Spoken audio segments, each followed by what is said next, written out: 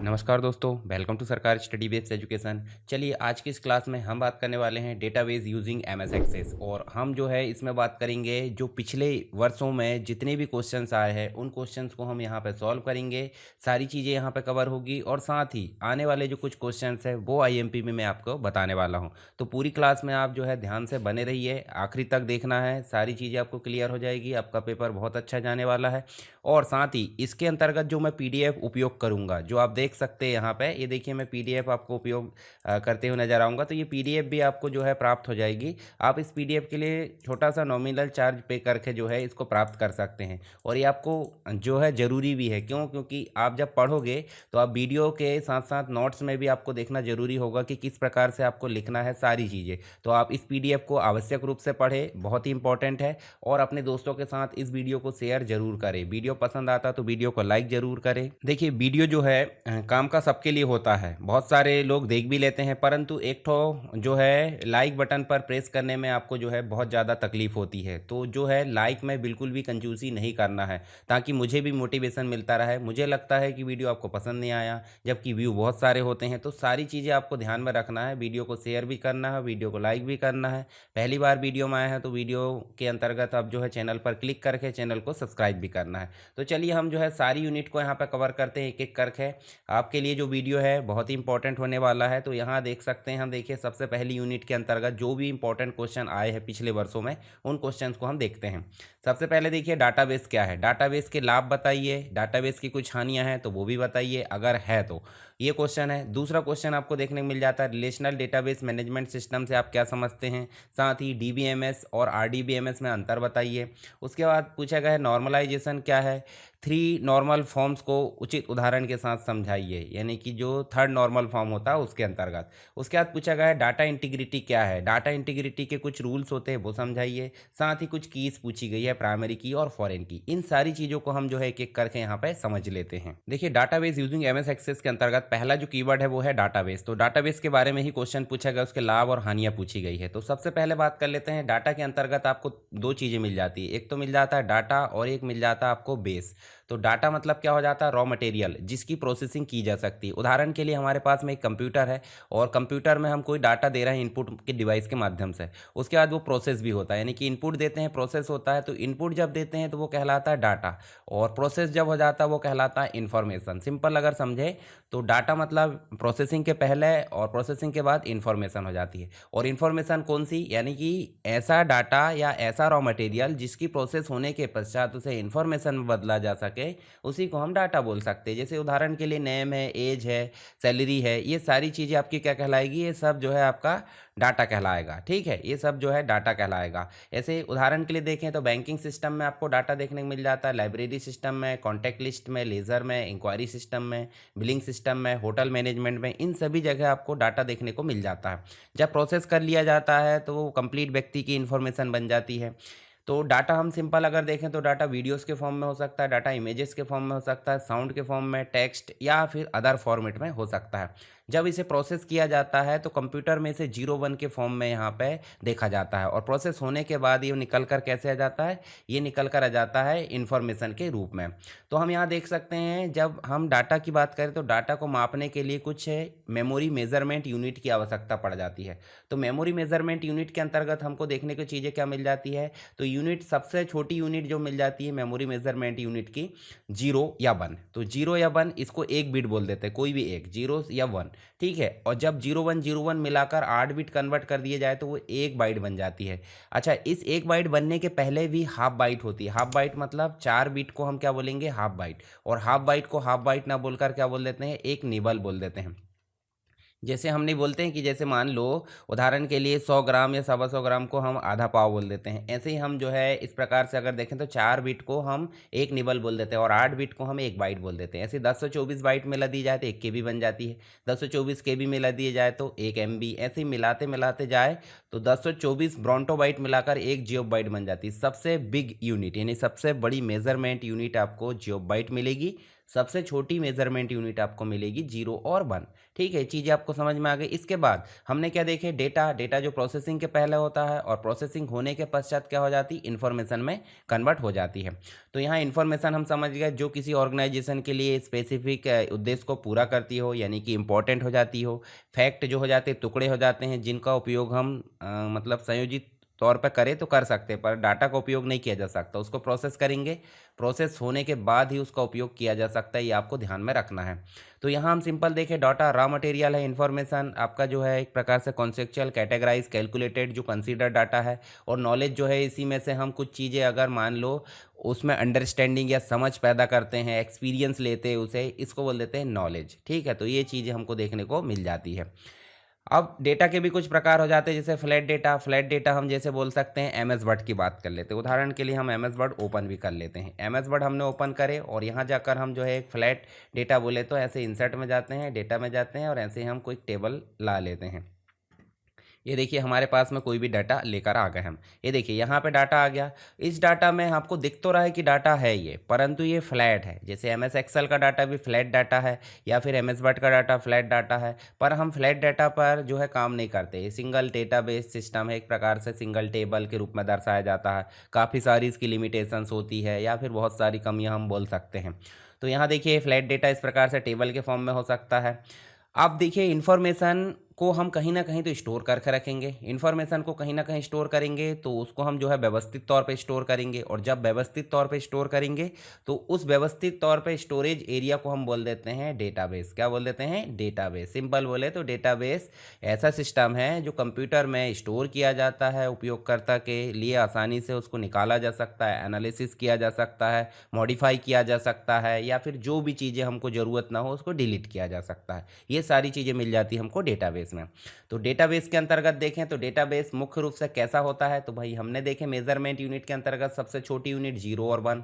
0 और 1 मिला दिया जाए तो क्या बन जाती है? बाइट बन जाती है। पर डेटाबेस के फॉर्म में देखें तो उसको बाइट ना बोलकर हम क्या बोल देते हैं? कैरेक्टर बोल देते हैं। उदाहरण के लिए अगर मान लीजिए मैं यहाँ SSW लिख देता हूँ, ये है मैंने SSW लिख दिया, तो यहाँ पे एक जो पर्टिकुलर कैरेक्टर है वो हो जाएगी बाइट का कलेक्शन। बाइट का कलेक्शन वो 8 बिट हो सकती है।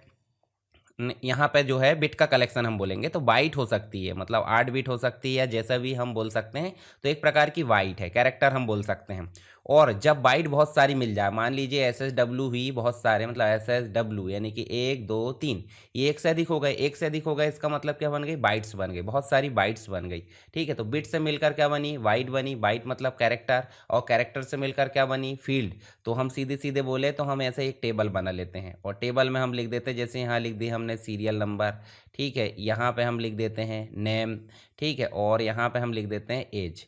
तो यहाँ पे जो सीरियल नंबर लिखा है वो एक से अधिक कैरेक्टर का है, तो इसको हम क्या बोल देंगे? फील्ड बोल देंगे। ठीक है, और फील्ड एक से अधिक होगी। मान लीजिए सीरियल नंबर यहाँ 101 लिखा है, नाम हमने लिख दिए, मेरा नाम लिख देता हूँ मैं जैसे, और एज में लिख देता हूँ। ठीक है, तो यहाँ पे ये कंप्लीट जो चीज़ें है वो कहलाएगी रिकॉर्ड। क्या कहलाएगी? रिकॉर्ड। इसका मतलब फील्ड बहुत सारी हो जाए तो क्या बन जाती? रिकॉर्ड। अच्छा, रिकॉर्ड एक से अधिक हो जाए, 1 2 3 4 बहुत सारी चीज़ें, तो उसे हम क्या बोल देंगे? टेबल।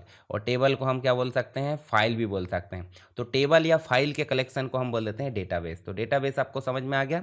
डेटाबेस इंफॉर्मेशन को व्यवस्थित तरीके से रखने की एक प्रोसेस है जिसमें डेटा को इंसर्ट किया जा सकता है, डेटा को जो है रिट्राइव किया जा सकता है, बोले तो निकाला जा सकता है, डेटा को अपडेट किया जा सकता है, डेटा को डिलीट किया जा सकता है।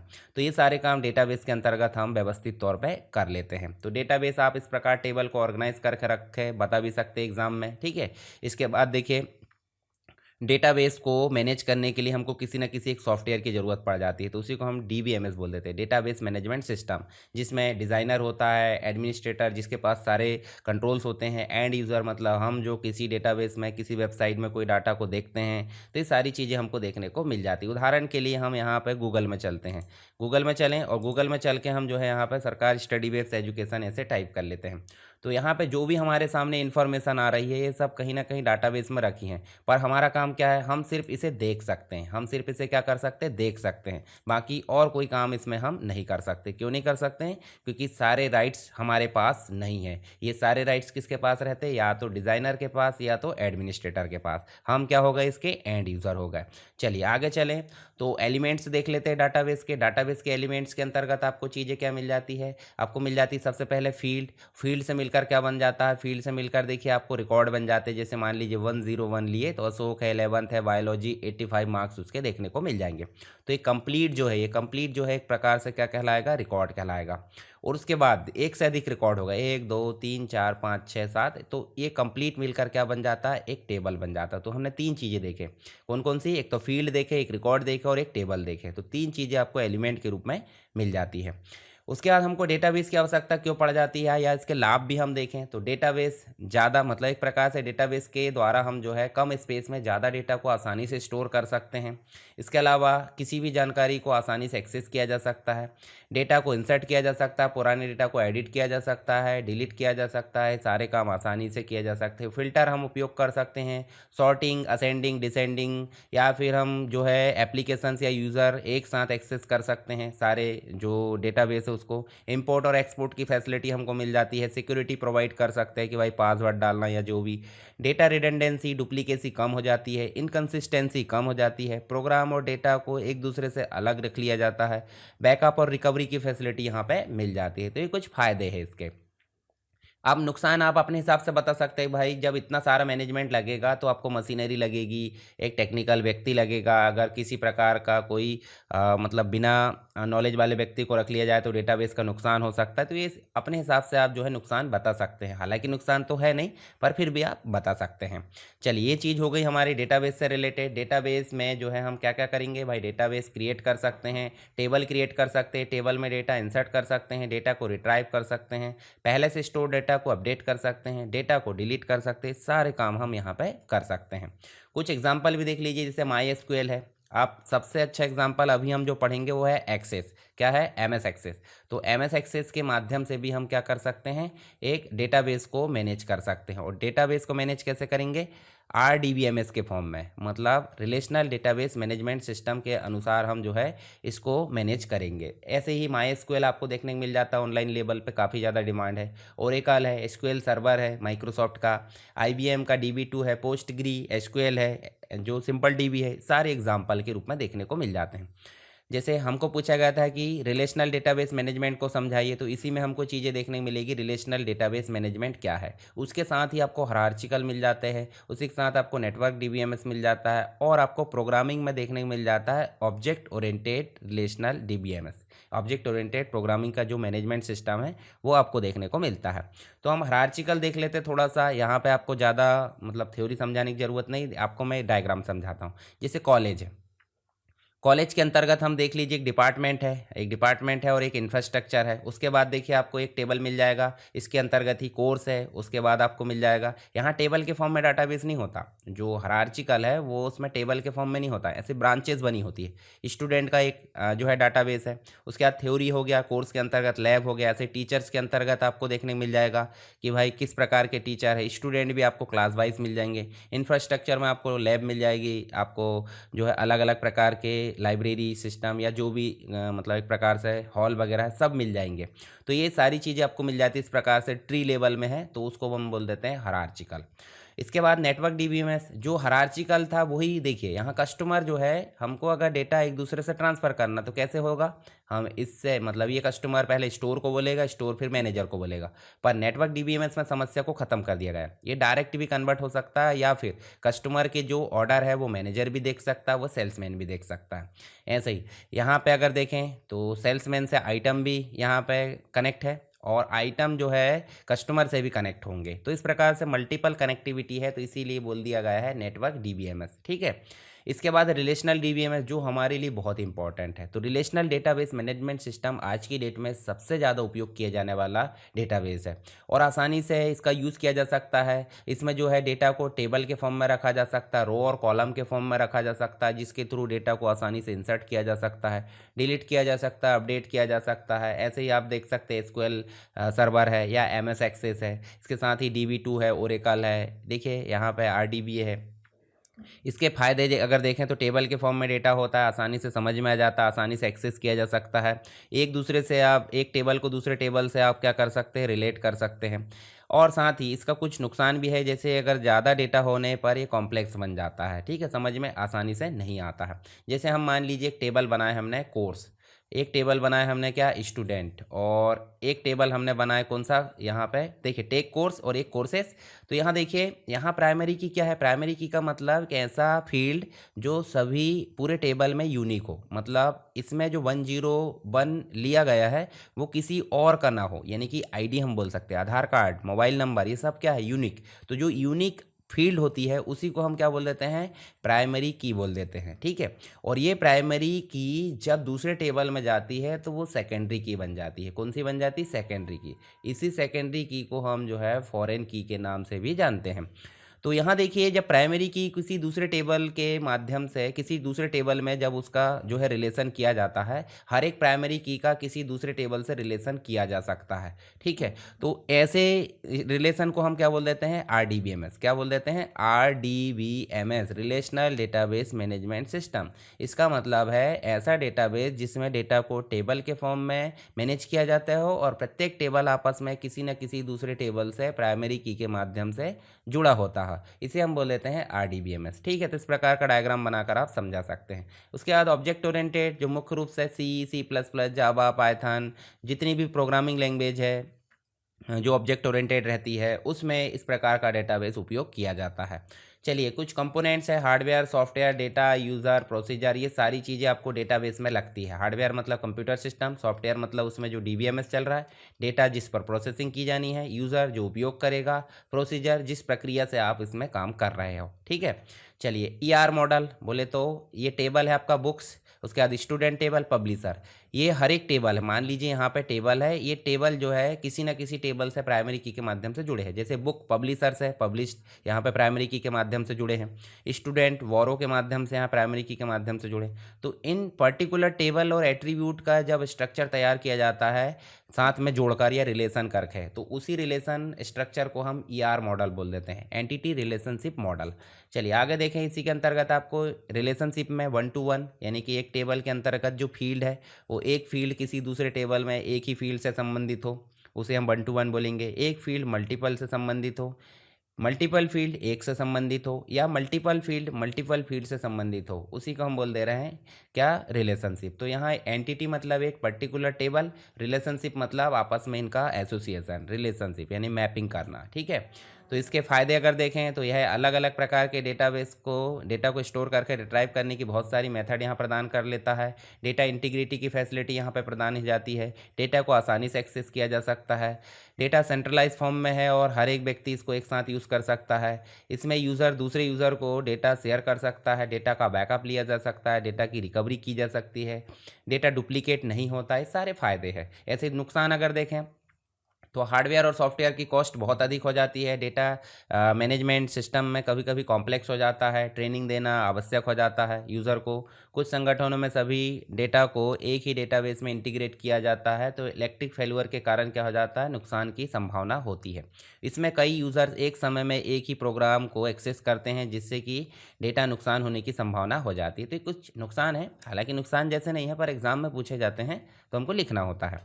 चलिए एप्लीकेशंस मतलब कहाँ कहाँ उपयोग होता है, तो बैंकिंग में उपयोग हो जाता है, एयरलाइंस में, कॉलेज और स्कूल में, टेलीकम्युनिकेशन में, फाइनेंस सिस्टम में, सेल्स में, मैन्युफैक्चरिंग में, HR मैनेजमेंट, इन सभी जगह इसका उपयोग किया जाता है डेटाबेस मैनेजमेंट सिस्टम का। RDBMS हमने देख लिया, रिलेशनल डेटाबेस मैनेजमेंट सिस्टम, ये पहले भी हमने देखे रिलेशनल के बारे में। इसकी ज़रूरत क्यों पड़ जाती है, तो ज़रूरत आप वही लिख सकते हैं जो हमने अभी पीछे देखे हैं। DBMS डिज़ाइन के संबंध में हम देखें तो इन्फॉर्मेशन की गैदरिंग यानी कि इन्फॉर्मेशन का कलेक्शन किया जाता है, फिर उसको एनालाइज किया जाता है, फिर कॉन्सेप्चुअल डिज़ाइन किया जाता है, लॉजिकल डिज़ाइन और फिजिकल डिज़ाइन, ये सारी चीज़ें हो जाती है। गैदरिंग में आप देखें तो on site observation, interview, questionnaires, ये सारी चीज़ें मिल जाती है। चलिए आगे देखें तो हमको चीज़ें देखने मिल जाती है, डेटा रिडंडेंसी। जब भी हम डेटाबेस में कोई चीज़ें स्टोर कर लेते हैं तो कोई डेटा डुप्लीकेट नहीं होना चाहिए। जैसे राकेश नाम का व्यक्ति, यहाँ राकेश नाम का व्यक्ति फिर आ गया, तो ये डेटा की डुप्लीकेसी, इसी को डेटा रिडंडेंसी बोल देते हैं। तो अनावश्यक डेटा बार बार आ रहा ना, तो इसी को कम करना क्या कहलाता है, यहाँ पे डेटा रिडंडेंसी को कम करना बोले तो डुप्लीकेट डेटा को हटाना। तो ये किससे संभव है, ये संभव है DBMS से। डेटा इनकन्सिस्टेंसी, जब डेटा बार बार स्टोर किया जाएगा तो एडिट करते समय क्या हो जाएगा, किसी एक को एडिट कर देंगे और दूसरे को एडिट नहीं करेंगे, जिससे एक ही व्यक्ति का डाटा अलग अलग नाम से हमको देखने को मिल जाएगा। तो इसी को डेटा इनकन्सिस्टेंसी बोल देते हैं और इसी को कम करना उद्देश्य होता है डाटाबेस मैनेजमेंट सिस्टम का। नॉर्मलाइजेशन क्या है, जब डेटा कॉम्प्लेक्स होता है, डेटा बहुत ज़्यादा कठिन हो जाता है, है ना, उस कठिन डेटा को अगर सरल फॉर्म में बदलते हैं तो उस सरल फॉर्म को हम बोल देते हैं नॉर्मलाइजेशन। ठीक है, तो नॉर्मलाइजेशन क्या है आपको समझ में आ गया, इसके बारे में आप पढ़ के इसको लिख सकते हैं। तो यहाँ सिंपल अगर देखें तो हमको नॉर्मलाइजेशन के लाभ क्या मिल जाते हैं, डेटा रिडंडेंसी डुप्लीकेसी को कम करना, खाली अगर वैल्यू रखे हैं बहुत सारी तो उसको खाली वैल्यू को कम करना, अधिक कॉम्पैक्ट डेटा को कॉम्पैक्ट डेटाबेस में परिणाम देता है, तो ये शून्य मानों के कारण सारी चीज़ें हो जाती है। जितने भी एडिटिंग जो इशू है उसको कम करना, क्वेरी को सरल बनाना, जो क्वेश्चन होते हैं समझने में आसान बनाना, डेटाबेस को, डेटाबेस का जो है प्रभावित किए बिना इसको जो है एक्सपेंड किया जा सकता है, इंडेक्स बनाना, सॉर्टिंग करना, इसको जो है एक प्रकार से अपडेट करना, सारी चीज़ें यहाँ पे पॉसिबल हो जाती है नॉर्मलाइजेशन से। नॉर्मलाइजेशन जैसे हमने देखे एल्बम नाम का एक टेबल है, एल्बम में देखिए एल्बम आईडी हो गई, ठीक है, एल्बम का नेम हो गया, डेट रिलीज हो गई, उसके बाद आर्टिस्ट आईडी हो गई और जेनर आईडी हो गई। जब ये साथ में देखिए यहाँ खिचड़ी पका दी गई है, एक साथ पूरी चीज़ें रख दी गई है। हम इसी टेबल को अगर सरल फॉर्म में बदलें तो हम यहाँ पे देखिए जेनर की एक आईडी रख देते हैं और जेनर का नाम रख देते हैं। जैसे यहाँ पे देखिए यहाँ जेनर का नाम और जेनर की आईडी मिलाकर एक टेबल बना दी हमने जेनर नाम से। और यहाँ आर्टिस्ट भी संभव है, तो आर्टिस्ट को हमने अलग कर दिया और आर्टिस्ट को अलग बनाकर आर्टिस्ट आईडी और आर्टिस्ट का नेम हमने अलग बना दिए। तो हमने इस कॉम्प्लेक्स टेबल को इस सरल टेबल में बदल दी हैं, दो टेबल में। तो इसी सरलीकरण को बोल देते हैं क्या, नॉर्मलाइजेशन। क्या बोल देते हैं, नॉर्मलाइजेशन। नॉर्मलाइजेशन करने के अलग अलग फॉर्म होते हैं, जैसे आप देखोगे तो आपको यहाँ पे बहुत सारे फॉर्म मिलेंगे जिसमें हमको 3 या 4 तक ही ज़्यादा इंपॉर्टेंट हो जाते हैं। पहला है फर्स्ट नॉर्मल फॉर्म, दूसरा है सेकंड नॉर्मल फॉर्म, तीसरा है थर्ड नॉर्मल फॉर्म, चौथा है वॉइस कोड नॉर्मल फॉर्म, और उसके बाद पांचवा है फोर्थ नॉर्मल फॉर्म, और छठवा आपको मिलेगा फिफ्थ नॉर्मल फॉर्म। चलिए एक एक करके देख लेते हैं ताकि एग्जाम में अगर आए तो आपसे बन जाए। अभी देखिए हमको पूछा गया था थर्ड नॉर्मल फॉर्म, तो यहाँ पे आप देखोगे फर्स्ट नॉर्मल फॉर्म क्या है, इसकी कुछ कंडीशंस है। जो टेबल है वो फर्स्ट नॉर्मल फॉर्म में कब होगा, जब कोई भी डुप्लीकेट रिकॉर्ड ना हो। डुप्लीकेट मतलब डबल वैल्यू ना हो, डबल रिकॉर्ड ना हो एक जैसे। सिंगल वैल्यू होना चाहिए हर एक सेल में, मतलब उदाहरण के लिए एक सेल है, एक सेल में ढेर सारी वैल्यू हमने लिख दी है तो दिक्कत हो सकती है ना, तो सबको अलग अलग होना चाहिए। फिर उसके बाद कॉलम में एंट्रीज का प्रकार एक जैसा ही होना चाहिए, अलग अलग नहीं होना चाहिए। तो 3 कंडीशन जैसे हम यहाँ देखें तो यहाँ देखिए एक सेल में केमिस्ट्री लिए गए, यहाँ पे एक सेल में अभी लिया गया, पर इसी एक सेल से संबंधित आप देखोगे ढेर सारा खिचड़ी पका दी गई है, तो हम इनको अलग अलग कर देंगे। ठीक है, तो इनको अलग अलग करें तो ये टेबल जो हो जाएगा कैसा हो जाएगा, फर्स्ट नॉर्मल फॉर्म में। जैसे हम इसका आउटपुट देखें तो जो 3 सेल में अलग अलग यहाँ पे एक साथ लिखा गया, तो उन्हीं तीनों के लिए केमिस्ट्री केमिस्ट्री केमिस्ट्री अलग कर दिया गया है। देखिए यहाँ पे ये कोड है, कोड के लिए तीनों प्रोफेसर, तीनों जगह प्रोफेसर अभय है, अभय सिंह। ऐसे ही तीनों जगह राहुल जैन आ गया, तीनों चारों जगह आपका विवेक शुक्ला आ गया। ऐसे ही सभी जगह आपका मैथमेटिक्स आ गया। जबकि पिछले में देखोगे तो पिछले में आपके थोक रेट में मिले थे, कॉम्प्लेक्स डेटा था, इसी कॉम्प्लेक्स डेटा को हमने क्या करे, सरल कर दिए। ऐसे ही सेकंड नॉर्मल फॉर्म कब होगा, जब वो फर्स्ट नॉर्मल फॉर्म में होगा, और उसके लिए नॉन की एट्रीब्यूट पूरी तरीके से प्राइमरी की पर निर्भर होना चाहिए। उदाहरण के लिए जैसे उदाहरण के लिए ये है, ये जो बाकी चीज़ है, ये बाकी चीज़ें इसी पर निर्भर होना चाहिए। साथ ही डुप्लीकेट रिकॉर्ड नहीं होना चाहिए, नल वैल्यू सारी चीज़ें नहीं होना चाहिए। तो यहाँ तो हमको देखिए खिचड़ी टाइप दिख रहा है एक प्रकार से, कोर्स है, प्रोफेसर है, फिर रूम है, रूम कैपेसिटी, इनरोलमेंट लिमिट, तो ये तो सब अलग अलग चीज़ें हो गई। तो इसी को हमने सरल कैसे किए भाई, यहाँ पे हमने एक कोर्स आईडी बना दी कोर्स का, और यहाँ पे प्रोफेसर, और यहाँ पे इनरोलमेंट लिमिट, ये सभी इसी पर डिपेंड है। यहाँ पे देखोगे तो ये रूम कैपेसिटी इस पर डिपेंड है, ये रूम जो है कोर्स पर डिपेंड है। तो यहाँ डिपेंडेंसी इस प्रकार की है, तो इसलिए हमने क्या देखे यहाँ पे, सेकेंड नॉर्मल फॉर्म। ऐसे नेक्स्ट है third normal form. Third normal form में कब होगा, जब वो सेकंड नॉर्मल फॉर्म में होगा, और सेकंड नॉर्मल फॉर्म में होगा उसके बाद हम देखें यहाँ पे तो आपको हॉस्टल का नेम, ईयर है, डिपार्टमेंट है, नेम है, और रोल नंबर दिख रहा है। तो यहाँ पे अगर देखें तो ये सेकंड नॉर्मल फॉर्म में है, पर इसी को हम थर्ड नॉर्मल फॉर्म में कैसे करेंगे, यहाँ से हम ईयर और हॉस्टल नेम को अलग निकाल देंगे। जैसे उदाहरण के लिए यहाँ आप जाकर देखोगे तो डुप्लीकेट वैल्यू मिल रही है, ये देखिए कुछ चीज़ें रिपीट भी हुई है। तो इसी समस्या खत्म करने के लिए हमने ईयर और हॉस्टल नेम को अलग कर दिए। मतलब ओम जय जगदीश हरी जो 1 2 3 4 के फॉर्म में डिपेंडेंसी यहाँ पे बनी हुई है प्राइमरी की के ऊपर। यहाँ पे भी देखोगे आप तो यहाँ पे ये सारी चीज़ें जो है इस पर डिपेंड है, जो प्राइमरी की है उस पर। तो इसे हम बोल देते हैं थर्ड नॉर्मल फॉर्म। तो ये डायग्राम बनाकर आप जो है समझा सकते हैं, थोड़ा सा एक्सप्लेन कर दीजिए ताकि नंबर आपको अच्छे मिल जाए। चलिए यहाँ पे देखें वॉइस कोड नॉर्मल फॉर्म। तो थर्ड नॉर्मल फॉर्म का विस्तृत फॉर्म है जिसमें जो है रिलेशन की सभी कैंडिडेट की जो है एक एक प्रकार से दो या दो से अधिक कैंडिडेट की सामान्य एट्रीब्यूट को विभाजित कर लेती है। जैसे उदाहरण के लिए देखें तो यहाँ देखिए डिपार्टमेंट और प्रोफेसर कोड, यहाँ देखिए परसेंट और हेड उससे संबंधित है। हेड ऑफ डिपार्टमेंट और प्रोफेसर कोड, यहाँ देखिए परसेंट डिपार्टमेंट, ऐसे मतलब डिपार्टमेंट हेड ऑफ डिपार्टमेंट ऐसे संबंधित है। तो ये इधर का ज़्यादा इंपॉर्टेंट नहीं है। फोर्थ नॉर्मल फॉर्म ये BCNF में होना चाहिए और मल्टी वैल्यू डिपेंडेंसी को नहीं रखता, ये चीज़ें हमको देखने को मिल जाती है। फिफ्थ नॉर्मल फॉर्म में जॉइंट डिपेंडेंसी हो जाती है, दो या दो से अधिक टेबल आपस में ज्वाइन हो जाते हैं। अब बात कर लेते हैं जो एग्जाम में क्वेश्चन आया, जब रेफरेंशियल इंटीग्रिटी की बात करें तो जब आप जो है डेटाबेस डिज़ाइन करते हैं तो डेटाबेस में रिडंडेंसी को कम करने के लिए सभी टेबल को आपस में जो है मतलब जानकारी को अलग अलग टेबल में विभाजित कर देते हैं और सभी टेबल को आपस में जोड़ लेते हैं। उदाहरण के लिए हमने एक एडमिशन फॉर्म बनाए, एक बनाए हमने रजिस्ट्रेशन फॉर्म, एक बनाए हमने क्या एग्ज़ाम, एक बनाए एडमिशन मतलब एडमिट कार्ड वाला, एक बनाए फीस वाला। तो सभी में देखिए यहाँ अलग जानकारी है स्टूडेंट की जानकारी, मतलब एक ही स्टूडेंट की जानकारी इन अलग अलग टेबल्स में है, पर हर एक टेबल को हमने आपस में जोड़ दी हैं। क्यों जोड़ दी हैं? ताकि अगर एडमिशन वाले स्टूडेंट से कोई रिकॉर्ड ढूंढना हो तो उसकी फ़ीस की जानकारी आ जाए, उसका एडमिट कार्ड की डिटेल आ जाए, रिजल्ट आ जाए, या जो भी फीस की जानकारी सभी निकल कर एक ही जगह आ जाए। तो इसी को हम बोल देते हैं क्या, रिलेशनशिप। पर रिलेशनशिप हमने क्यों करे हैं? ताकि हम अगर कहीं एक रिकॉर्ड एंटर करें या कोई भी एडिट करें, अपडेट करें, तो इसमें आपको अपडेट मटेरियल दिखे। तो इसी को हम बोल देते हैं रेफरेंशियल इंटीग्रिटी। मतलब किसी भी प्रकार का अगर मान लो रिलेशन ना हो तो हम एडिट करेंगे तो दूसरे टेबल में बताना पड़ेगा ना, फिर से एडिट करना पड़ेगा, तो ये समस्या होगी। इस समस्या को ख़त्म करने के लिए हमने क्या यूज़ करें, रेफरेंशियल इंटीग्रिटी यूज़ करें। तो रेफरेंशियल इंटीग्रिटी हम रिलेशन में पढ़ेंगे आगे चल के, जिसमें आपको मिलेगा एनफोर्स रेफरेंशियल इंटीग्रिटी, कैस्केड, उसके बाद कैस्केड डिलीट है, अपडेट है, सारी चीज़ें। तो यहाँ पे ये डायलॉग बॉक्स आपको आगे मिलने वाला है ताकि आपको एग्ज़ाम में लिखने में जो है इजी पड़े। ठीक है, यहाँ पे आप देखेंगे तो आपको की मिल जाती है। तो की मतलब एक यूनिक वैल्यू हो जाती है, और की अलग अलग प्रकार की हो जाती है। जैसे हम देखें तो आपको सेट ऑफ एट्रीब्यूट मिल जाता है। जैसे ये टेबल है, टेबल में इनरोलमेंट नंबर आपका यूनिक नंबर हो सकता है, तो यूनिक ये की हो सकती है। रोल नंबर आपका यूनिक हो सकता है। नेम यूनिक नहीं होगा तो ये की नहीं बनेगा। मोबाइल नंबर यूनिक होगा, परंतु अगर एक ही घर के दो बच्चे हैं तो यूनिक नहीं होगा। तो हम क्या कर सकते हैं, नेम और मोबाइल नंबर से एक प्राइमरी की बना सकते हैं, मतलब यहाँ पे दोनों को जोड़कर। ऐसे ही नेम और ईमेल से एक यूनिक की बना सकते हैं, तो ये जोड़कर भी बनाई जा सकती हैं। उसके अलावा अल्टरनेट की भी हो जाती है, सुपर की भी हो जाती है, बहुत सारी की देखने को मिल जाती है। तो एक हो गई प्राइमरी की, एक हो गई कैंडिडेट की, एक हो गई कंपोजिट की, एक हो गई सुपर और एक हो गई फॉरेन। तो प्राइमरी की पहले सुपर की देख लेते हैं। सुपर की मतलब एक एंटिटी के लिए एक या एक से अधिक एट्रीब्यूट का सेट हो जाता है। मान लीजिए यहाँ पे हमने तीन चार लोगों को या तीन चार फील्ड को एक साथ जोड़कर एक की बना दिए, तो ये हो गई आपकी सुपर की। क्या हो गई? सुपर की। ठीक है, तो सुपर की आप इस प्रकार से समझा सकते हैं। कैंडिडेट की का मतलब कैंडिडेट की एट्रीब्यूट का सेट होता है जो एक एट्रीब्यूट होता है या एक से अधिक हो जाता है, जो एक रिकॉर्ड को यूनिक रखने के लिए यहाँ पे बनाया जाता है। तो ये भी एक प्रकार से मतलब यहाँ पे प्राइमरी की हो गई, कौन सी, ये वाली। और प्राइमरी की के बाद जो बची हुई है जितनी भी, वो सब हो गई आपकी अल्टरनेट की या फिर कैंडिडेट की। इसके अलावा प्राइमरी की जो एक टेबल में यूनिक की हो जाती है, नल वैल्यू सपोर्ट नहीं करती है, उसे हम बोल देते हैं प्राइमरी की। ठीक है, पूरे रिकॉर्ड को इंडिकेट करती है। कंपोजिट की का मतलब हो जाता है एक सिंगल रिकॉर्ड को हम क्या बोल देते हैं, फील्ड को यूनिकली आइडेंटिफाई नहीं किया जा सकता।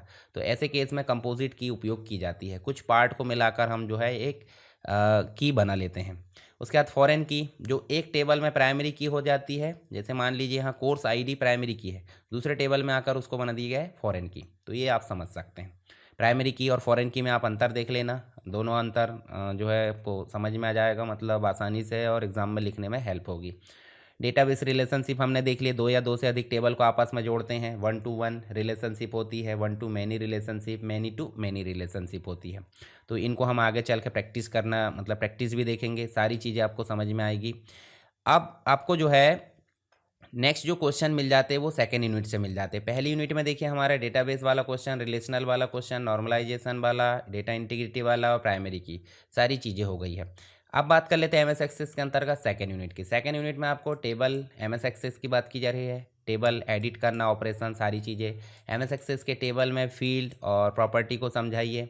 फिर उसके बाद फाइंड एंड रिप्लेस को समझाइए, फिल्टर एंड सेलेक्ट जो भी आपका रहता है एक प्रकार से, क्वेरी वगैरह, क्वेरी तो नहीं, ये तो टेबल है। इसके अलावा आप देखोगे तो आपको एमएस एक्सेस में डाटा की भूमिका, डाटाबेस के अंतर्गत जो डाटा होते हैं वो क्या होते हैं।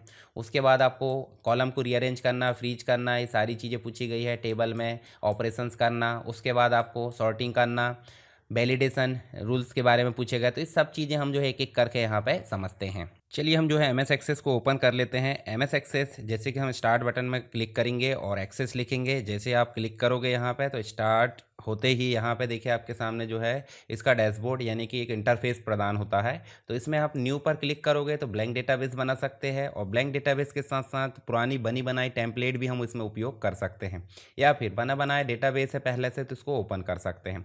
तो हम शुरुआत में क्या करते हैं, न्यू डेटाबेस पे ऐसे क्लिक कर लेते हैं, ब्लैंक डेटाबेस पर क्लिक कर लेते हैं, और यहाँ पे आपको मिलेगा डायलॉग बॉक्स। इसमें आपको नाम देना है। जैसे मान लीजिए मैं यहाँ नाम दे देता हूँ, टेस्ट कर लेते हैं, टेस्ट डीबी, और इसकी हम लोकेशन सेट कर लेते हैं। ब्राउज़ में चलते हैं, यहाँ पे आप लोकेशन सेट कर सकते हैं। मान लीजिए डी में आपको देना है तो डी में आप चले, और डी में जाने के बाद यहाँ पे आप टाइप डिसाइड कर सकते हैं 2002 से 2003 तक, 2002 वाला फॉर्मेट या 2007 से 16 वाला फॉर्मेट। तो हम बाय डिफ़ॉल्ट रहने देते हैं जैसा था वैसे ही, और ओके कर देते हैं। जैसे हमने ओके करे तो यहाँ देखिए आपको टेस्ट DB डॉट ACCDB आ गया। एक्सेस डेटाबेस इसका एक्सटेंशन है, और लोकेशन आ गई डी। सीधे क्रिएट बटन पर क्लिक करेंगे, हमारे सामने इस प्रकार से न्यू डेटाबेस बनकर तैयार है। कैसे पता चला, टेस्ट DB डेटाबेस लिखा है, इसकी लोकेशन लिखी हुई है, यहाँ पे सारी चीज़ें आपको देखने मिल जा रही है। तो एक्सेस एक प्रकार का डेटाबेस सॉफ्टवेयर है, DBMS है, जो कि RDBMS टाइप का है, जिसको माइक्रोसॉफ्ट ने बनाया है, और इसके बहुत सारे वर्जन आपको देखने मिल जाते हैं। अभी जो वर्जन आप देख पा रहे हैं, जैसे आप अकाउंट में चले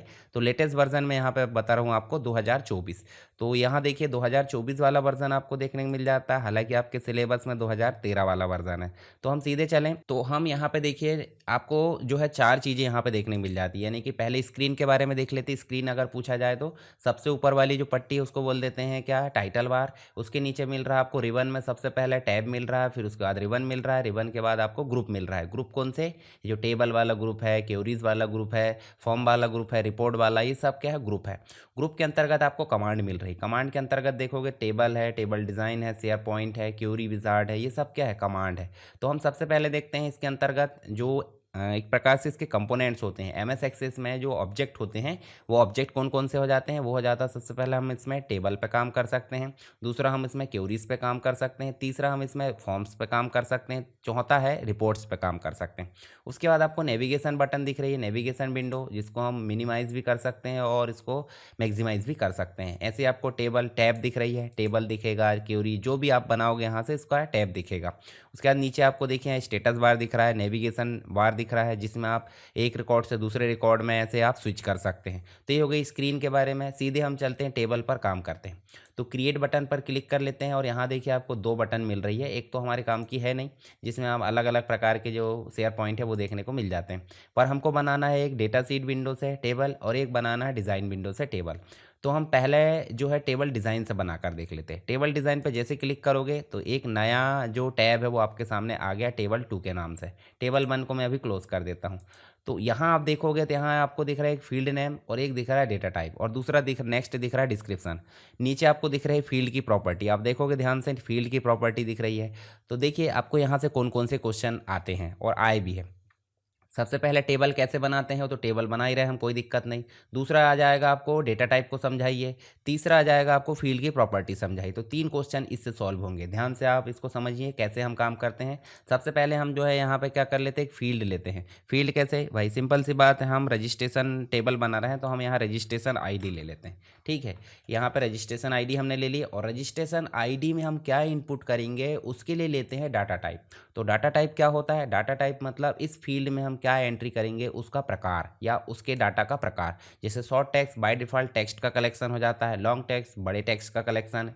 उसके अलावा एक रिच टेक्स्ट भी होता है जिसमें फॉर्मेटिंग वगैरह भी की जा सकती है। एक नंबर होता है जिसमें डेटा पर कैलकुलेशन किया जा सकता है। लार्ज नंबर बड़े नंबर हो जाते हैं।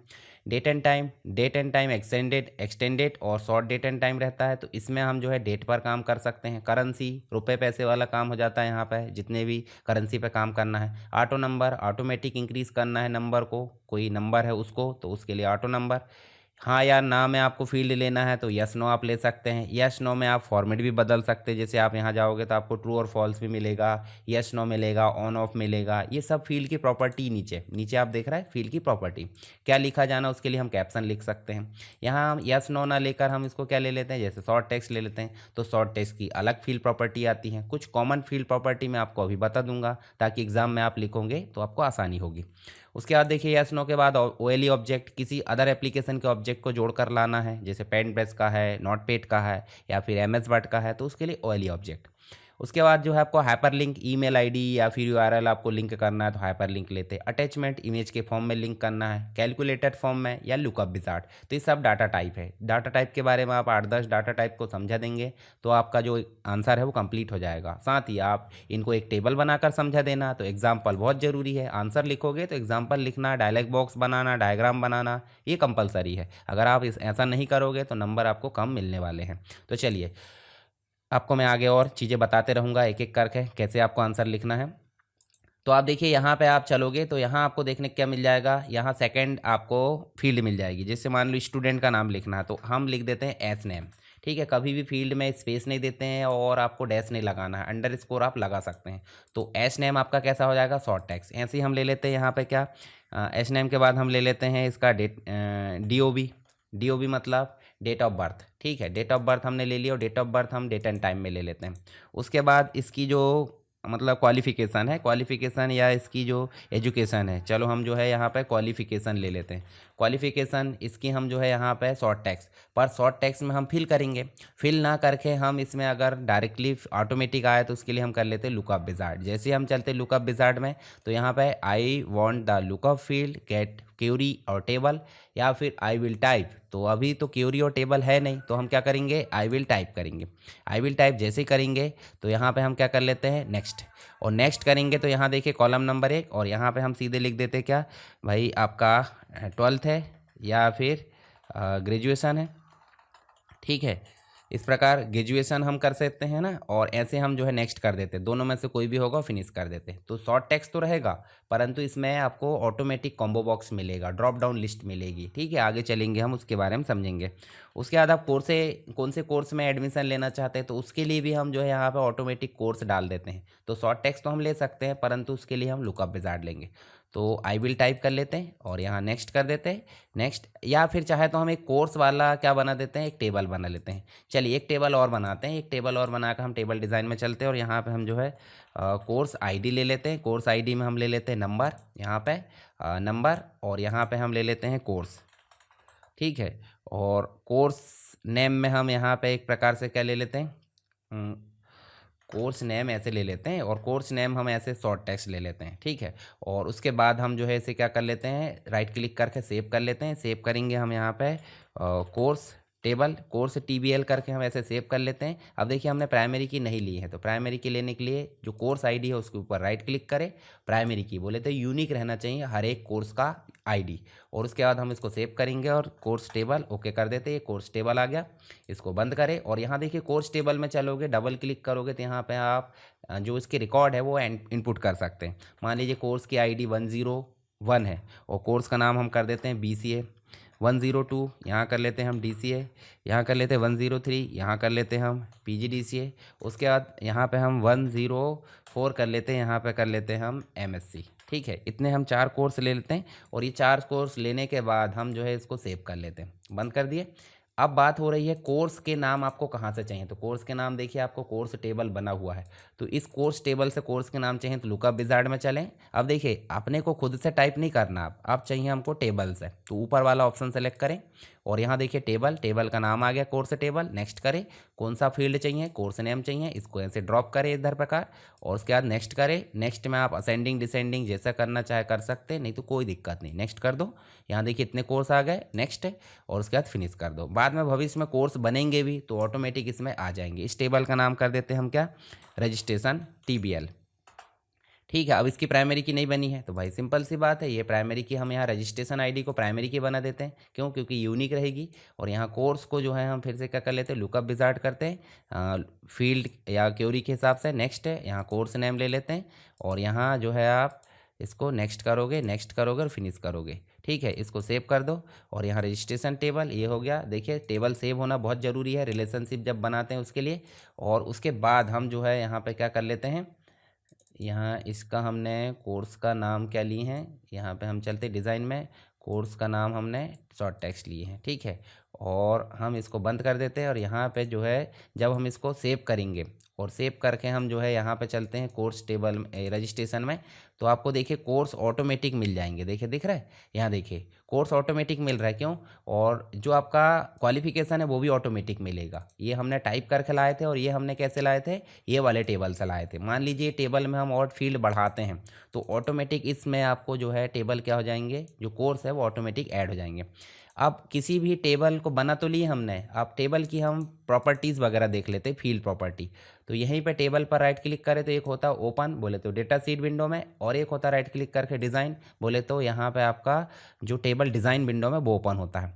तो जैसे ये नंबर है या फिर ये शॉर्ट टेक्स्ट है, यहाँ पे डेट एंड टाइम, तो डेट एंड टाइम की प्रॉपर्टीज़ यहाँ देखिए, एक फॉर्मेट है, किस प्रकार का फॉर्मेट लेना डेट का वो आपको ध्यान देना होता है। इनपुट मास्क, पहले से मास्क लगा दिया जाएगा और कैसा आपको डेट इनपुट चाहिए वैसा आप ले सकते हैं।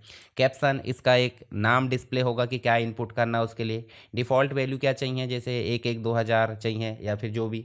वैलिडेशन का मतलब हो जाता है कि इस फील्ड में आप यूज़र से वैलिड इनपुट ही कराओ, अगर वैलिड इनपुट नहीं होता है तो एरर देना चाहिए, तो वैलिडेशन का टेक्स्ट आप लिख सकते हैं। रिक्वायर्ड मतलब ये कंपलसरी होना चाहिए, जैसे स्टार लगा रहता है तो उसके लिए कंपलसरी आप कर सकते हो। इंडेक्स वैल्यू आप टैब के माध्यम से डिसाइड कर सकते हो।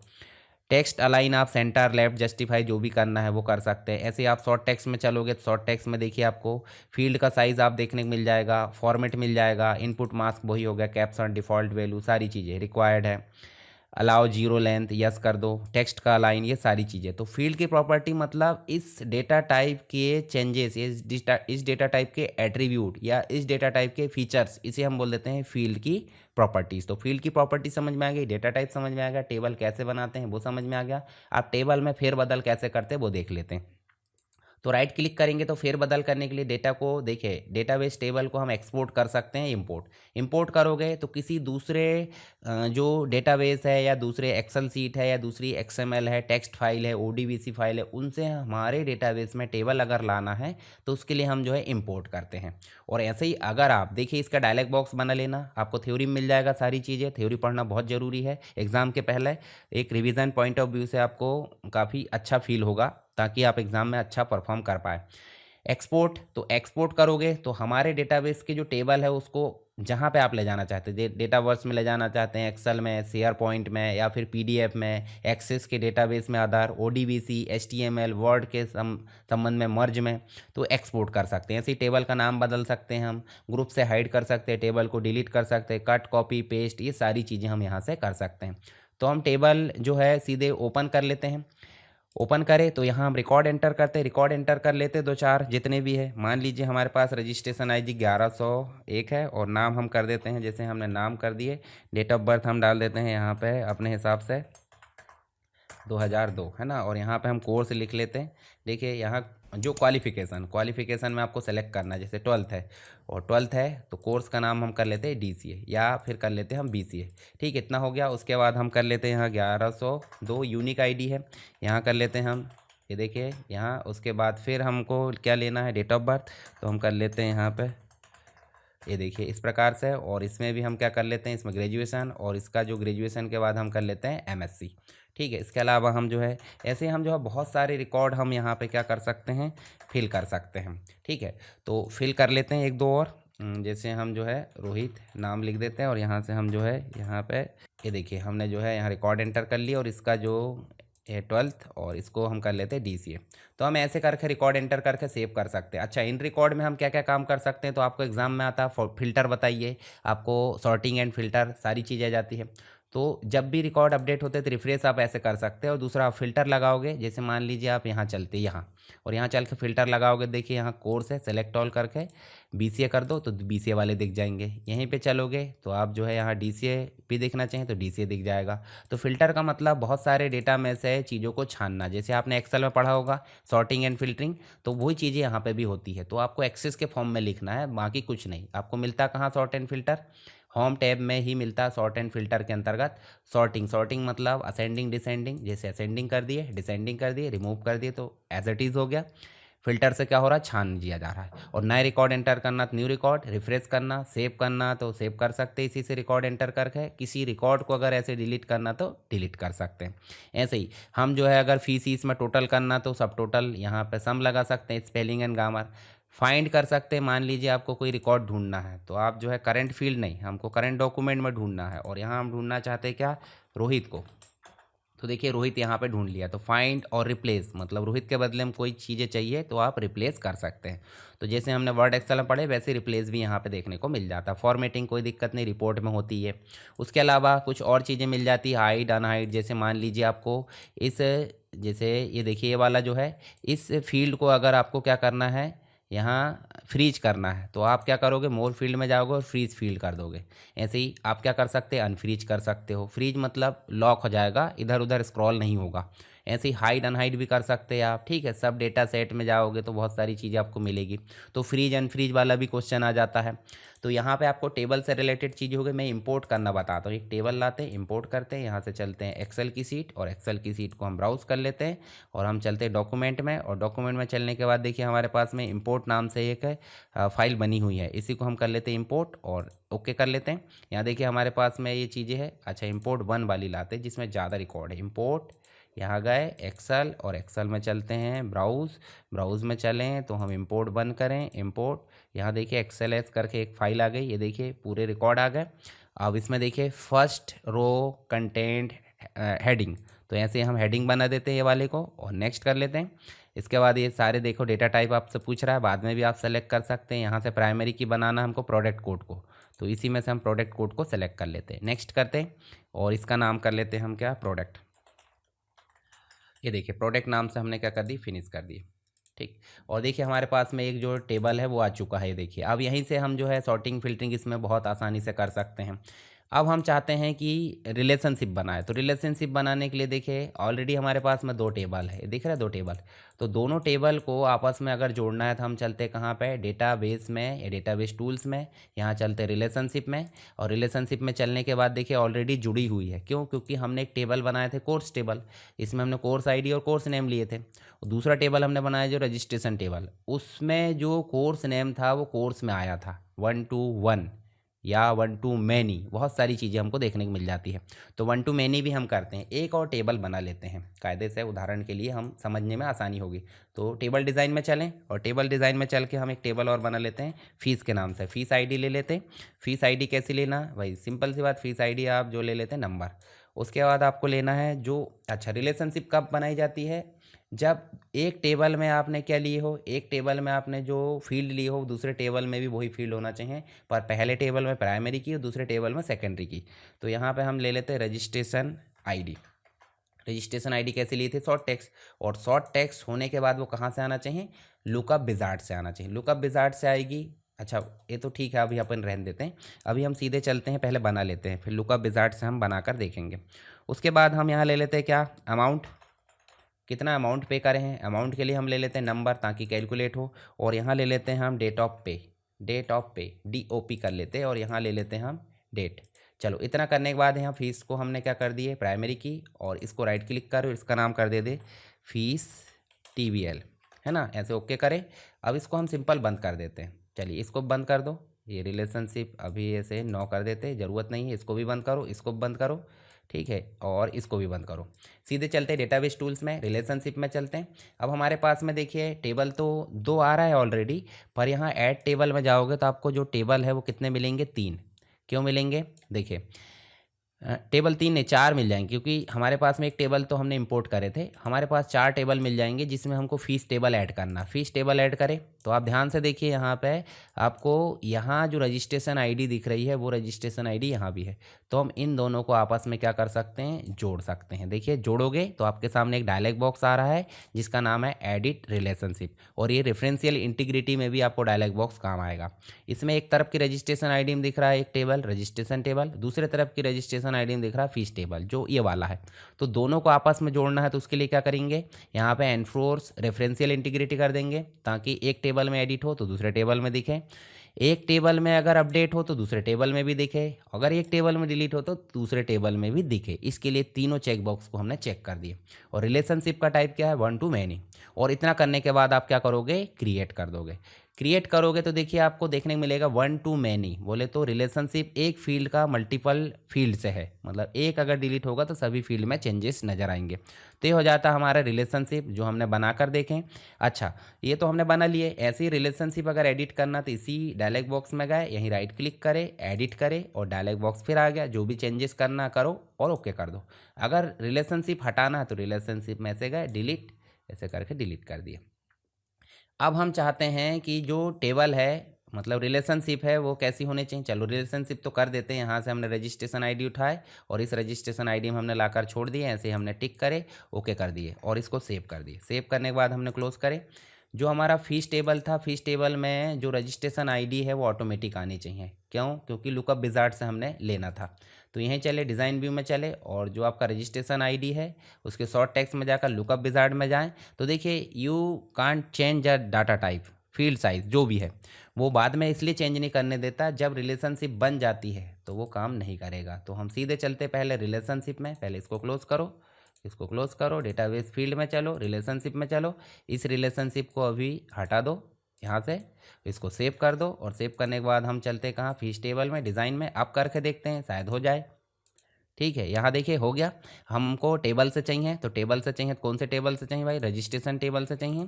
और क्या चाहिए हमको यहाँ पे, रजिस्ट्रेशन आईडी। इसको इधर इंपोर्ट कर लिए और उसके बाद हम इसको जो है असेंडिंग मोड में चाहते हैं रजिस्ट्रेशन आईडी को। ठीक है, असेंडिंग मोड में। और इसको कर देते हैं नेक्स्ट, नेक्स्ट और फिनिश। ठीक है, इसको सेव कर दो।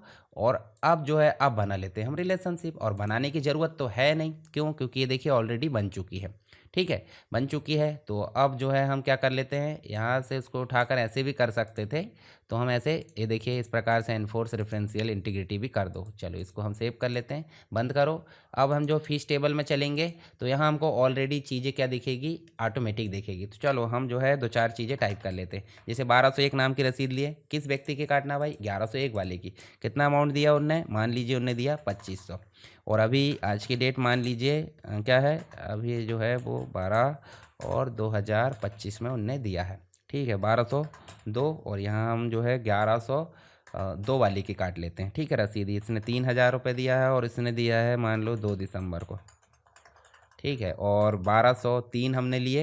ये रसीद आईडी चेंज होती जाएगी परंतु ये बार बार आ सकती है। कौन सी, रजिस्ट्रेशन आईडी। उसके बाद इनने फिर से दे दिया कितनी, और इन्हें दे दिया है 5 तारीख को और ये दिया है 12 तारीख को, मतलब 2025 में। फिर उसके बाद 1204 नाम की आई रसीद आईडी और यहाँ 1103 नाम का एक स्टूडेंट है। अच्छा, जो स्टूडेंट रजिस्टर्ड होंगे सिर्फ उन्हीं की रसीद कटेगी, दूसरे की नहीं कटेगी, ध्यान रखना ये चीज़। इसलिए हमने ड्रॉप डाउन लिस्ट ले लिए। यहाँ पे लिए हमने, इन्हें 4000 रुपये दे दिए और इन्हें दिए हैं ये देखिए इस प्रकार से 2025 यहाँ पे।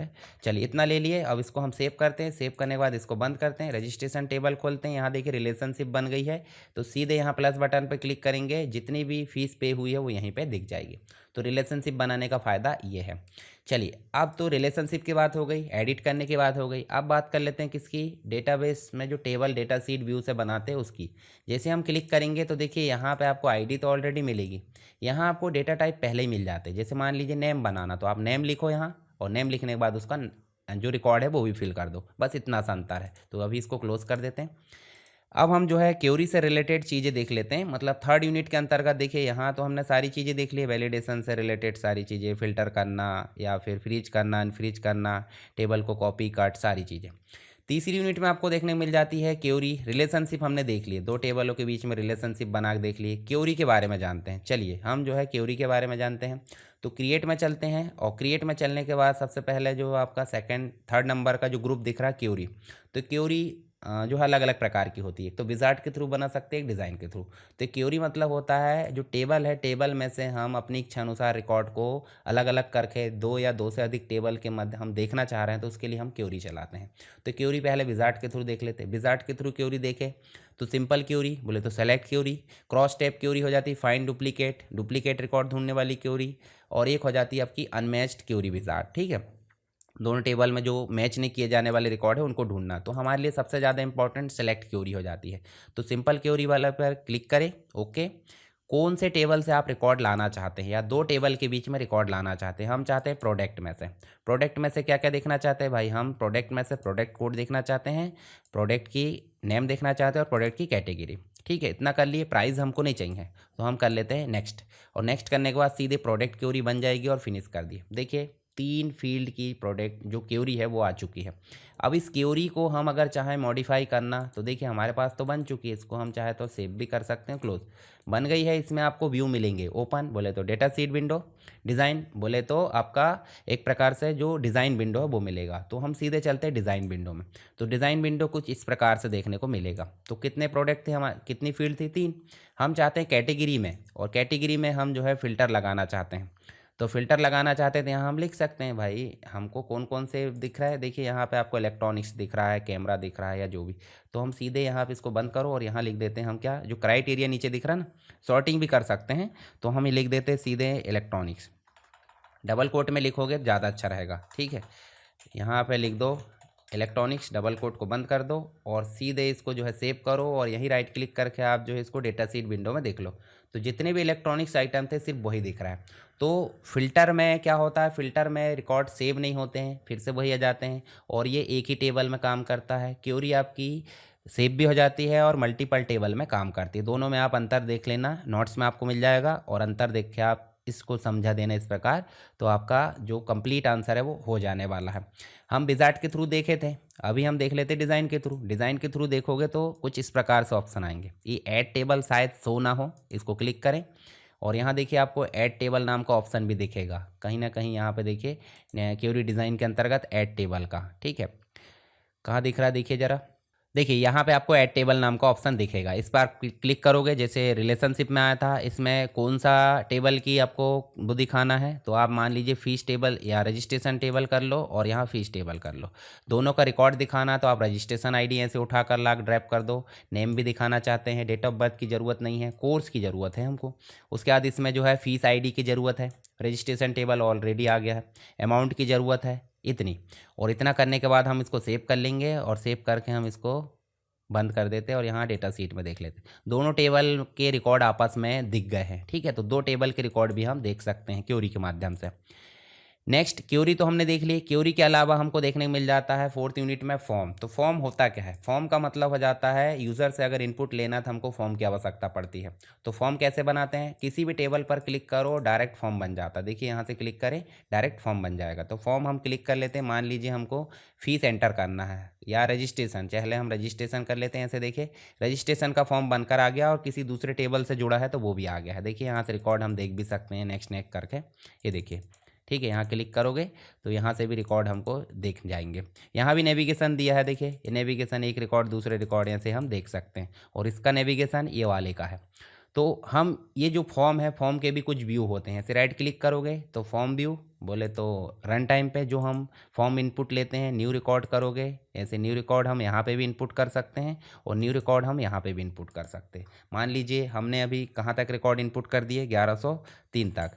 1104 नंबर का रिकॉर्ड हम लेना चाहते हैं, यहाँ हम कर लेते हैं। यहाँ देखिए इस प्रकार से हमने नाम इनपुट करे, डेट ऑफ बर्थ हम ले लेते हैं। मान लीजिए हमने डेट ऑफ बर्थ लिए और ये हमने ले लिए 2004।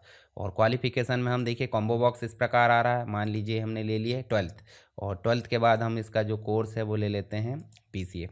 ठीक है, उसके बाद फिर टैब दबाओगे तो टैब दबाओगे तो इसके नाम का कोई रिकॉर्ड नहीं है फ़ीस का। तो हम चाहे तो यहीं से फ़ीस रिकॉर्ड एंटर कर सकते हैं या फिर इसको पहले सेव करो रजिस्ट्रेशन टेबल, इसको क्लोज करो। और अब हम जो है इस फीस टेबल का फॉर्म बना लेते हैं। फीस टेबल का फॉर्म डायरेक्ट बना सकते हैं या विजार्ट के थ्रू। चलिए हम जो है अभी विजार्ट के थ्रू बनाकर देखते हैं। तो विजार्ट के थ्रू जाएंगे और किसका बनाना, फीस टेबल का, और इसको कर लेते हैं कंप्लीट। ऐसे कंप्लीट इधर इंपोर्ट कर लेते हैं। नेक्स्ट, फॉर्म जब बनाते हैं तो फॉर्म के कुछ प्रकार होते हैं, कॉलमनार, टेबुलर, डेटा सीट और जस्टिफाई। तो ये प्रकार भी आपको समझाना एग्जाम में अगर आए तो। नेक्स्ट करो और उसके बाद हम जो है इसको फिनिश कर देते हैं। देखिए हमारा फॉर्म बन चुका है फीस टेबल का। तो हम यहाँ से न्यू रिकॉर्ड करते हैं और यहाँ से हम कर लेते हैं 1205 नया रिकॉर्ड।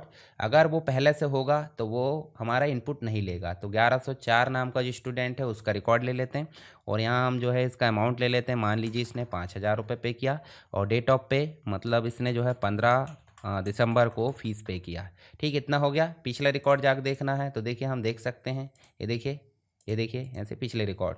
जब हम इसको सेव कर देंगे और अब हम जो है कहाँ में जाकर देखेंगे, रजिस्ट्रेशन टेबल में। रजिस्ट्रेशन टेबल में 4th नंबर का रिकॉर्ड देखेंगे तो उसका रिकॉर्ड भी हमको दिख जाएगा। तो ये हो जाते हैं हमारे क्या, फॉर्म। अब तीसरा जो फॉर्म का प्रकार है, मतलब फॉर्म प्रकार तो नहीं बोल सकते, बनाने की मेथड बोलेंगे, जिसको हम बोल देंगे डिज़ाइन। तो हम सीधे चलते हैं, कहाँ क्लिक करते हैं, क्रिएट में, और यहाँ चलते हैं डिज़ाइन में। डिज़ाइन में जैसे चलते तो इस प्रकार का आपको फॉर्म का एनवायरनमेंट मिलेगा। ये खाली है, मतलब एक फ्री स्पेस मिला है जिसमें आप अपनी इच्छा अनुसार मैनेज कर सकते हैं। तो आप शो टेबल में जाएँ, शो टेबल में जाएँ। अगर मान लो ये आपका डिस्प्ले नहीं होता है तो आप इसको क्लोज़ करें। देखिए फॉर्म डिज़ाइन में जाएँ, ऐड एग्जिस्टिंग में जाएँ। ऐड एग्जिस्टिंग में जाओगे तो आपको मिलेगा टेबल। तो कौन से टेबल में आप जो है फॉर्म बनाना चाह रहे हैं, मान लीजिए कोर्स टेबल। तो कोर्स टेबल में आप जो है फॉर्म बनाना चाह रहे हैं तो कोर्स की आईडी ऐसे ले लिए और कोर्स का नेम ऐसे ले लिए, सिर्फ उठाकर रखना है। अब इसमें जो है आप मतलब जो फील्ड है, फील्ड को आप इधर भी खिसका सकते हो। इन फील्ड को आप जो है अलग अलग ऐसे, ये देखिए ऐसे इसकी सिर पकड़कर, मुंडी पकड़कर इधर खिसका सकते हो। ठीक है, ऐसे। और इसको आप अपनी इच्छा अनुसार एडजस्ट कर लो, सेंटर में जैसे भी करना है। उसके बाद नीचे वाला जो भाग है वो हमको ज़्यादा नहीं चाहिए, ऐसा छोटा कर दो। ऊपर हमको क्या चाहिए, ऊपर हमको हेडर में चाहिए टाइटल, लोगो। तो सबसे पहले लोगो ले आओ। लोगो ले आते हैं भाई, डाउनलोड में चलते हैं, लोगो ले आते हैं कोई भी, मान लीजिए एक्सेस का लोगो ले आते हैं हम अभी। फिर उसके बाद हमको टाइटल चाहिए, तो हम जो है यहाँ पे कोर्स फॉर्म कर देते। और उसके बाद हमको जो टाइटल है उसके साइड में क्या चाहिए, हमको डेट एंड टाइम। तो डेट एंड टाइम हमको कैसे चाहिए, ये वाली। ठीक है, इस प्रकार से। तो डेट एंड टाइम इधर साइड आ जाएगी। उसके बाद फुटर में, फुटर में क्या चाहिए भाई, फुटर में और कुछ चाहिए तो यहाँ हम टाइटल, लोगो कुछ भी लगा सकते हैं। तो फुटर में भी हम इमेज वगैरह लिख सकते हैं, अभी हमको नहीं चाहिए। उसके बाद ये जो फॉर्म है इसकी थीम भी हम सेट कर सकते हैं। मान लीजिए थीम कौन सी लेना है भाई, सिंपल सी बात है, देखिए अपने हिसाब से नॉर्मल थीम लेना है या फिर देखिए प्री डिफाइन जैसे भी बनी है वो सब आप ले सकते हैं। साथ ही आपको मैं एक चीज़ और बताता हूँ, फॉर्म बनाते समय आपको यहाँ पे बहुत सारे कंट्रोल्स मिल रहे हैं, तो थोड़ा सा डिफाइन कर देता हूँ ताकि एग्ज़ाम में आए तो आप उसे हल कर पाएँ। तो जितने भी कंट्रोल, जैसे मान लीजिए लेबल लिखना है तो हमको इस प्रकार से लेबल की ज़रूरत पड़ती है, कंट्रोल को डिफाइन करना। ठीक है, टेक्स्ट लिखना है तो टेक्स्ट बॉक्स लेने की ज़रूरत पड़ जाती है, जैसे ये भी टेक्स्ट बॉक्स है, ये भी ये वाला लेबल है। बटन लेना है तो बटन के लिए देखिए यहाँ पे आपको जो है बटन मिल जाएगी, जैसे ये बटन है। अब इस बटन से आप क्या करवाना चाह रहा है, देखिए ये बटन आ गई। इस बटन से क्या करवाना चाह रहा है, इसके लिए आपको डायलॉग बॉक्स आया है। जैसे इस बटन में आप देखोगे रिकॉर्ड को ऑपरेट करा सकते हैं, रिकॉर्ड डिलीट करना हो वो आप कर सकते हैं, डुप्लीकेट रिकॉर्ड, प्रिंट, सेव, सारी चीज़ें। अंडू करना हो, फॉर्म के ऑपरेशन, फॉर्म को क्लोज करना हो, जैसे फॉर्म क्लोज फॉर्म लिख देते हैं इसमें, या ओपन फॉर्म, चलिए यहाँ पे क्लोज फॉर्म। और या फिर रिपोर्ट के लिए करना है तो रिपोर्ट के, रिपोर्ट वाले में आप इस प्रकार से बटन बना सकते हो। एप्लीकेशंस, क्विट एप्लीकेशन, मिसलेनियस, अलग अलग प्रकार के रन, मैक्रो, प्रिंटेबल, सारी चीज़ें। तो हम फॉर्म के लिए करा देते हैं क्लोज फॉर्म, ऐसे नेक्स्ट करते हैं। तो एग्जिट डोरवे या स्टॉप कर दो जैसे भी। चलिए यहाँ से हम जो पिक्चर लेते हैं, जो पिक्चर है उसके हिसाब से, और यहाँ क्लोज फॉर्म उसका टेक्स्ट आए, टेक्स्ट भी आएगा, जैसा भी है पिक्चर ले सकते हैं जैसा भी। उसके बाद इसको फिर से कर लेते हैं नेक्स्ट, या फिर प्रीवियस करोगे, देखिए यहाँ पे शो ऑल पिक्चर, जितनी भी पिक्चर दिखाना है। फिर नेक्स्ट करें, बटन का नाम रख दो क्या, क्लोज। ठीक है, क्योंकि हम क्लोज करा रहे हैं तो इस बटन का नाम क्या हो गया, क्लोज, क्योंकि वो पिक्चर दिखाएगा। जब हम इसको राइट क्लिक करेंगे, सेव करेंगे तो सेव हो जाएगा। इसका नाम कर दो क्या, इसका नाम कर दो कोर्स फॉर्म। ठीक है, इस पर दे सकते हैं, नहीं देना तो कोई दिक्कत नहीं। कोर्स फॉर्म हमने कर दिए, और इसको राइट क्लिक करके हम कर लेते हैं फॉर्म व्यू। तो फॉर्म व्यू कराओगे तो ऐसे देखिए, आपको ऐसे क्लोज करोगे तो फॉर्म क्लोज हो जाएगा। तो ये बटन का काम कर लेते हैं। ठीक है, इसको भी हम जो है सेव कर लेते हैं। और यहाँ देखिए हम जो है जो कोर्स फॉर्म है उसमें हम रिकॉर्ड भी एंटर कर सकते हैं। जैसे मान लीजिए हमारे पास में अभी रिकॉर्ड है 4 तक, देखिए ये देखिए 4 रिकॉर्ड है। 5वां रिकॉर्ड हम कर लेते हैं 1100, मतलब 105 कर देते हैं, और यहाँ कर लेते हैं हम क्या, MCA। और जैसे टैब दबाएंगे यहाँ न्यू, तो न्यू देखिए खाली आ जाएगा, और हमने काम कर लिए, क्लोज कर दिए। तो हमारे पास में देखिए यहाँ 5 रिकॉर्ड आ जाएंगे, कहाँ पे, कोर्स टेबल में। तो रन टाइम पे अगर इनपुट लेना है यूज़र से तो उसके लिए हम बनाते हैं फॉर्म, और फॉर्म में बहुत सारे कंट्रोल्स होते हैं, तो थोड़ा सा और समझ लेते हैं कंट्रोल्स क्या होते हैं। कोर्स में चलें और राइट क्लिक करके ये जो कोर्स फॉर्म है उसके ऊपर डिज़ाइन में चलें। इसमें 3 व्यू होते हैं फॉर्म व्यू जिसमें हम यूज़र से डेटा इनपुट लेते हैं, लेआउट व्यू जिसमें हम जो है डेटा देखते हैं लेआउट के फॉर्म में, ठीक है। उसके बाद data design window, design window में क्या हो जाता है, ये जो आपका फॉर्म है वो डिज़ाइन फॉर्म में जो हमने बनाए, डेटा सीट में ये जो फॉर्म है वो टेबल फॉर्म में दिख जाता है। चलिए वापस से चलें डिज़ाइन विंडो में। डिज़ाइन विंडो में बटन बनाए थे, बटन के अलावा देखिए आपको मिल जाता है टैब कंट्रोल, एक ही फॉर्म में आप मल्टीपल कंट्रोल बना सकते हैं, लिंक हाइपर लिंक जोड़ सकते हैं, ब्राउज़र जोड़ सकते हैं यहाँ पे ब्राउज़र कंट्रोल के माध्यम से, यहाँ पे नेविगेशन बटन जोड़ सकते हैं जैसे कि नेविगेशन दिखती नीचे। उसके साथ ही आप क्या दे ग्रुप ऑप्शन जोड़ सकते हो, टैब यहाँ पे देखिए आप ब्रेक जोड़ सकते हो, कॉम्बो बॉक्स ला सकते हो जो ड्रॉप डाउन लिस्ट होती है, लाइन ला सकते हो। इसके अलावा आप जो है यहाँ पे टोगल बटन है, साथ ही आप लिस्ट बॉक्स लाना हो लिस्ट बॉक्स ला सकते हैं, रेक्टेंगल है, चेक बॉक्स ला सकते हैं मल्टीपल सिलेक्शन के लिए, पिक्चर बॉक्स है, हाइपर लिंक आप ला सकते हैं, अटैचमेंट, रेडियो बटन है, ये सब आप इसमें ला सकते हैं। तो ये कंट्रोल्स है, इन कंट्रोल्स को आप अच्छे से एक बार पढ़ लेना, एग्जाम में आते हैं, पूछा जाएगा तो आप बताना है, ठीक है। तो ये हो गया फॉर्म। फॉर्म के प्रकार आप देख सकते हैं, फॉर्म में आप देखोगे तो फॉर्म में सब फॉर्म भी बनता है, देखिए स्प्लिट फॉर्म, मल्टी फॉर्म और सब फॉर्म, मतलब एक फॉर्म के अंतर्गत दूसरा फॉर्म बनाना सब फॉर्म कहलाता है। अब बात कर लेते हैं हम रिपोर्ट की। तो 5th यूनिट में रिपोर्ट से रिलेटेड चीज़ें देखने को मिल जाती है। फॉर्म आपको समझ में आ गया होगा, फॉर्म के क्वेश्चन आप हल कर सकते हैं। इसके बाद आप नेक्स्ट देखोगे तो रिपोर्ट, तो यहाँ पे जाओगे तो आपको क्रिएट में जाकर देखने को मिलेगा ग्रुप रिपोर्ट। तो इसमें सिंपल किसकी रिपोर्ट बनाना चाहते हैं भाई, ये प्रोडक्ट की रिपोर्ट, तो प्रोडक्ट की रिपोर्ट में सीधे क्लिक करो, रिपोर्ट बन जाएगी, ठीक है। ये देखिए रिपोर्ट बनकर आ गई है। अभी रिपोर्ट जो है देखिए बाय डिफ़ॉल्ट बनी है। यहाँ पे आपको जो बिट देखिए, यहाँ पे प्रोडक्ट कोड है थोड़े से बिट में ज़्यादा लग रहा है, जबकि प्रोडक्ट कोड बिट में ज़्यादा नहीं होने चाहिए। तो ये तो नॉर्मल बन गई समझ लो, कोई दिक्कत नहीं। तो हम इसको सेव भी कर सकते हैं, नहीं भी कर सकते, अभी कर लिए। फिर क्रिएट में चले, दूसरा बना लेते हैं रिपोर्ट विजार्ड के थ्रू। जैसे हम विजार्ड में जाएंगे तो हम क्या बनाते हैं, प्रोडक्ट का, और यहाँ से सभी की रिपोर्ट बना लेते हैं, नेक्स्ट करते हैं। यहाँ से आप चाहते हैं ग्रुपिंग करना, तो ग्रुपिंग मान लीजिए आप कैटेगरी वाइज करना चाहते हैं, यहाँ से तो कैटेगरी को ग्रुप कर दो, और ग्रुपिंग ऑप्शन में भी देख सकते हैं आपकी कैटेगरी बोले तो जितने भी इलेक्ट्रॉनिक्स वाले हैं वो अलग दिखेंगे। फिर नेक्स्ट करें, और नेक्स्ट करके आप इसको जो है असेंडिंग कर सकते हो, मान लीजिए नेम प्रोडक्ट नेम के अकॉर्डिंग असेंडिंग हो जाए, जो भी मतलब एक प्रकार से समरी ऑप्शन में जाओगे तो सम भी हो जाए, ये भी आपको देखने मिल जाएगा सब टोटल। और उसके बाद आप जो है नेक्स्ट कर सकते हो, और उसके बाद लेआउट है वो आप अपने हिसाब से सेट करके नेक्स्ट है और इसको फिनिश कर दो। तो देखिए ध्यान से देखिए, यहाँ पे कैमरा वाले कैमरा हो गए, एसेसरीज हो गए, इलेक्ट्रॉनिक्स देखिए इलेक्ट्रॉनिक्स हो गए, टोटल भी आप रख सकते हैं, पर इनको हम डिज़ाइन विंडो के थ्रू बनाकर देखेंगे। चलिए इसको हम जो अभी क्लोज करते हैं, क्रिएट में चलते हैं, और यहाँ देखिए आपको रिपोर्ट डिज़ाइन मिल रहा है। रिपोर्ट डिज़ाइन में चलें तो रिपोर्ट डिज़ाइन में कुछ इस प्रकार का एनवायरनमेंट आ रहा है। तो इसमें आपको ऐड एग्जिस्टिंग में जाना है, यहाँ देखिए आपको रिपोर्ट मल्टीपल टेबल की रिपोर्ट भी बना सकते हैं और सिंगल टेबल की रिपोर्ट भी आप बना सकते हैं। तो मल्टीपल टेबल की बनाना क्या करना पड़ेगा, देखिए मल्टीपल टेबल आपको दिख रहा है, इनकी फील्ड उठा उठा कर रख दो, किसी की भी मान ली इसकी 2 फील्ड रख दिए, इसकी 3 फील्ड रख दिए, तो आपका टेबल बन जाएगा। इस प्रकार से आप काम कर सकते हैं। तो यहाँ पे हम सीधे चलेंगे, क्या हमको प्रोडक्ट की क्या बनाना है, रिपोर्ट बनाना है। तो सबसे पहले हम जो है इसकी कैटेगरी ले लेते हैं। कैटेगरी क्यों भाई, सिंपल सी बात, हम कैटेगरी वाइज डिफाइन करना चाह रहे हैं तो कैटेगरी ले लेते हैं, ठीक है। इसके अलावा हम दूसरा क्या ले लेते हैं, दूसरा हम प्रोडक्ट कोड ले लेते हैं। यहाँ पे हमने प्रोडक्ट कोड लिए। आप ध्यान से देखिए, जब हम रिपोर्ट बनाएंगे तो जो टाइटल है वो कहाँ रहना चाहिए, पेज हेडर में रहना चाहिए। तो ये जितने भी टाइटल है कहाँ रहेंगे, पेज हेडर में। कैसे रहेंगे भाई, कंट्रोल एक्स करो और यहाँ लाकर आप इसको पेस्ट कर दो, जो टाइटल है वहाँ पे। और ये भी प्रोडक्ट कोड वाला जो टाइटल है उसको उठाओ और यहाँ ले जाकर पेस्ट कर दो, और थोड़ा सा इधर आपको एडजस्ट कर देना है। एडजस्ट क्यों करना, देखिए ये कैटेगरी रहेगी, कैटेगरी के नीचे, और जो प्रोडक्ट कोड रहेगा कैटेगरी को थोड़ा सा बड़ा करना है। क्यों, क्योंकि उसमें इलेक्ट्रॉनिक्स है तो थोड़ा बड़ा आ जाएगा।